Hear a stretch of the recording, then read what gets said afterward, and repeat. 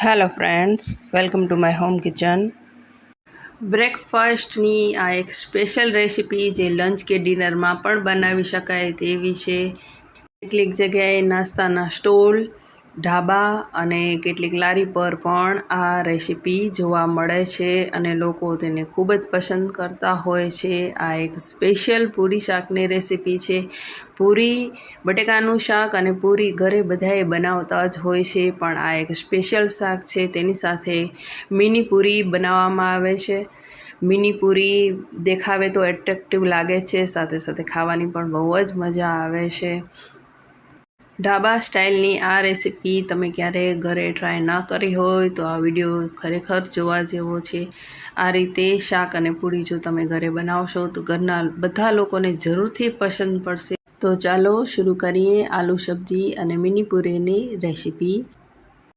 સૌથી પહેલાં બટાકાનું શાક બનાવવા માટે મેં કુકરમાં 7 નંગ બટાકા લીધા છે. તેમાં પાણી અને થોડું મીઠું એડ કરી અને 3 થી 4 વિસલ કરી બાફી લીધા છે. હવે પૂરીનો લોટ બાંધવા માટે એક મોટો બાઉલ ઘઉંનો લોટ લેવું અને તેમાં થોડું મીઠું અને 1 મોટો ચમચો ઓઇલ એડ કરી તેને સારી રીતે મિક્સ કરી દેવું. ત્યારબાદ તેમાં થોડું પાણી એડ કરતા જઈ અને તેનો કઠણ લોટ બાંધવો. પૂરીનો લોટ કઠણ જ બાંધવાનો છે. જો નરમ હશે તો તેની પૂરી સારી નહીં થાય. જ્યારે પણ પૂરી બનાવવી હોય ત્યારે તેનો લોટ કઠણ જ બાંધવાનું. જો નરમ બાંધવામાં આવે તો તે પૂરી વધારે તેલ એબ્સોર્બ કરે છે અને ખાવાની મજા નથી આવતી. તો આ રીતે તેનો કઠણ લોટ બાંધી લીધા બાદ તેને સારી રીતે મસળી લેવું અને તેને ઢાંકી અને થોડીવાર રેસ્ટ આપવો. હવે બટાકા બફાઈ ગયા છે તો તેને સૌથી પહેલાં છોલી લઈએ. બધા બટાકાને આ રીતે છોલી લેવા. ત્યારબાદ તેના નાના કટકા કરવા. આ શાક બનાવવામાં બટાકાના નાના જ પીસીસ કરવાના છે, બહુ મોટા નથી રાખવાના. તો આ રીતે નાના પીસીસ કરી લેવા. આ શાક બાફ્યા વગર એટલે કે કાચા બટેકાની છાલ કાઢી તેને નાના સમારી અને કુકરમાં ડાયરેક્ટ તેનો વઘાર કરી અને પણ બનાવી શકાય છે, પણ આ રીતે બાફેલા બટાકાનું શાક વધારે ટેસ્ટી લાગે છે. હવે આ બટેકા પર ½ સ્પૂન હળદર પાવડર, 1 સ્પૂન લાલ મરચું અને 1 સ્પૂન ધાણા જીરું પાવડર તેમાં ઉમેરી અને તેને આ રીતે મિક્સ કરી દેવા. હવે ગેસ ઓન કરી તેમાં કઢાઈ મૂકી 1 મોટો ચમચો ઓઇલ એડ કરી ઓઇલ ગરમ થાય એટલે 4 મરીના દાણા, 2 લવિંગ એડ કરી 1 સ્પૂન રાઈ અને ½ સ્પૂન હિંગ એડ કરી ત્યારબાદ આ મસાલાવાળા બટેકા એડ કરી દેવા અને તેને સારી રીતે મિક્સ કરી દેવા. જો તમને ડ્રાય શાક પસંદ હોય તો આ શાકમાં મીઠું એડ કરી તેને મિક્સ કરી ઉતારી લેવું. પણ આજે આપણે ઢાબા સ્ટાઇલ સ્પેશિયલ બટાકાનું શાક બનાવવાના છીએ, તો આગળની પ્રોસેસ માટે હવે તેમાં 1 મોટો ગ્લાસ પાણી એડ કરી અને ત્યારબાદ સ્વાદ મુજબ મીઠું એડ કરી અને તેને મિક્સ કરી થોડીવાર ઉકળવા દેવું. 2 થી 3 મિનિટ ઉકળ્યા બાદ તેને ચેક કરી લેવું. તેનો રસો છે એ થોડો થીક લાગે છે એટલે મેં ફરી ½ ગ્લાસ જેટલું પાણી એડ કર્યું છે.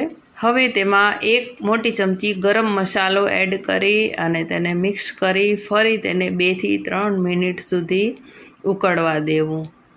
તો આ સ્ટેજ પર તમે આ શાક ઉતારી અને આ શાકનો પણ ઉપયોગ કરી શકીએ છીએ. પણ ચાલો હજી એક ઇન્ગ્રેડિયન્ટ્સ ઉમેરી દઈએ. તે માટે 1 ચમચી ચણાનો લોટ અથવા બેસન લેવો, તેમાં પાણી એડ કરી અને તેને મિક્સ કરી તેની સ્લરી બનાવી દેવી. ત્યારબાદ તેને આ શાકમાં ઉમેરી દેવી અને તેને મિક્સ કરી ફરી 2-3 મિનિટ તેને ઉકળવા દેવું. તો આ રીતે ચણાનો લોટ અથવા બેસન ઉમેરવાથી આ શાકમાં એક યુનિક ટેસ્ટ તો આવે છે, સાથે સાથે તેનો રસો વધારે થીક થાય છે. હવે આ શાક સારી રીતે ચડી ગયું છે. જુઓ તેનો રસો દેખાવે જ કેટલું ટેસ્ટી લાગે છે. આ શાક હવે રેડી છે. તો ગેસ ઓફ કરી દઈએ. આ શાકને વધારે ના ઉકાળવું.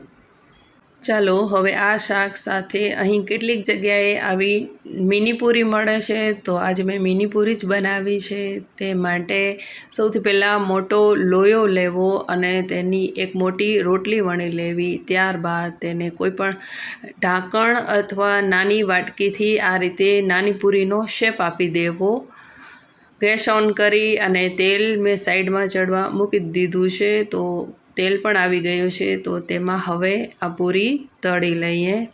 મિની પૂરી દેખાવે તો એટ્રેક્ટિવ લાગે જ છે, સાથે સાથે તેને ખાવાની પણ એક અલગ જ મજા છે. મને મિની પૂરી બહુ જ પસંદ છે, એટલે મેં આ રીતે નાની પૂરી બનાવી છે. અને નાની પૂરી કહો કે 1 બાઈટ પૂરી કહો, એક જ બાઈટમાં ખાઈ શકાય તેવી બને છે. જો તમને પસંદ હોય તો તમે મોટી પૂરી પણ બનાવી શકો. અને જો તમે પૂરી ના બનાવી હોય તો આ શાક રોટલી અથવા પરાઠા સાથે પણ સર્વ કરી શકાય છે. તો આ રીતે બધી પૂરી મેં તળી અને સાઈડ પર મૂકી દીધી છે. શું તમે ક્યારે આ રીતની મિની પૂરી બનાવી છે અથવા ખાધી છે? મને કોમેન્ટ કરજો. આ પૂરી શાક સાથે તળેલા મરચાં પણ બહુ જ ટેસ્ટી લાગે છે અને તેના ટેસ્ટમાં વધારો કરે છે. તો મેં થોડાક મરચાં પણ તળી લીધા છે. મરચાં તળતી વખતે થોડી ધ્યાન રાખવી પડે છે. મરચાં તળાઈ ગયા છે, ઉપર થોડું મીઠું મૂકી દઈએ. તો બટાકાનું આ સ્પેશિયલ શાક અને મિની પૂરી રેડી છે. તો ચાલો તેને સર્વ કરીએ. શાક અને પૂરી સર્વ કરી તેની સાથે તળેલા મરચાં અને સમારેલા કાંદા પણ સર્વ કરવામાં આવે છે. સાથે દહીં અને મસાલા છાશ પણ સર્વ કરવામાં આવે છે. જો તમે લંચ કે ડિનરમાં આ રેસીપી બનાવતા હો તો સાથે રાઈસ કે પુલાવ પણ મૂકી શકાય છે. આલુ સબ્જી અને મિની પૂરીની આ રેસીપી તમને કેવી લાગી મને કોમેન્ટ કરજો. ઢાબા સ્ટાઇલની રેસીપીનો આ વિડીયો જો તમને પસંદ પડ્યો હોય તો તમારી ફેમિલી અને ફ્રેન્ડમાં શેર કરજો. વિડીયોને લાઈક કરજો. ફરી મળીશું એક નવા વિડીયો સાથે. ત્યાં સુધી take care and bye bye.